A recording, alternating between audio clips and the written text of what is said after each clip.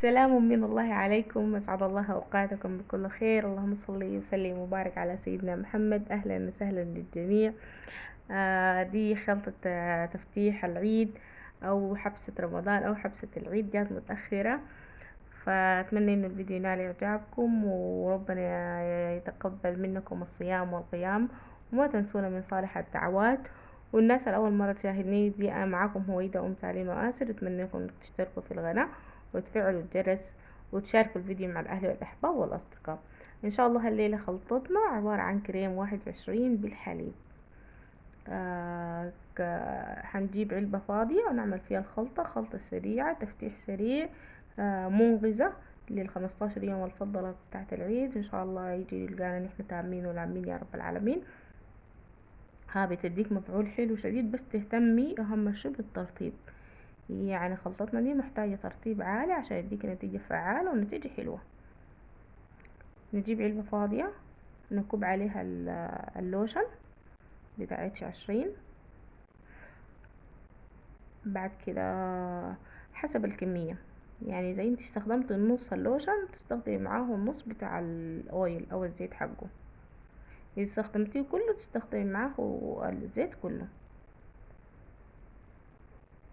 عندك اضافات تانية استخدميها لحالة، يعني الاضافات التانية الكريمات مثلا او فيتامينات عايزة تضيفيها لجسمك او كده استخدميها برا ما تضيفيها مع الكريم جوا. انا هنا استخدمت نص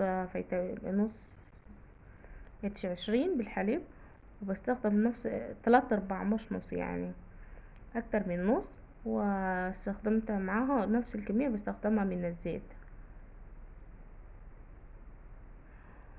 فنفس حسب الكمية اللي انت تستخدميها. بعد كده بضيف معاهم كوباية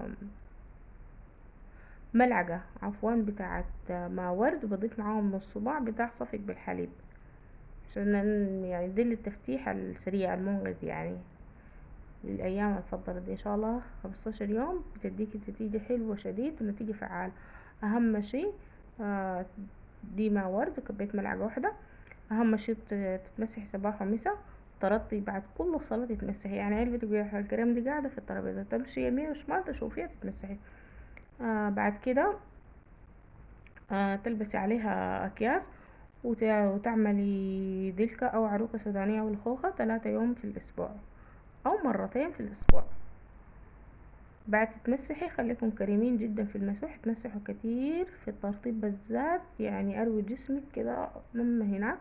بعد ذاك البسي عليه اكياس، الاكياس البسيها مدة 15 دقيقة بس ما اكتر.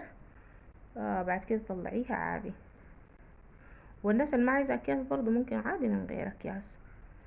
واتمنى ان الفيديو ينال اعجابكم، وشكرا لكم. السلام عليكم ورحمة الله.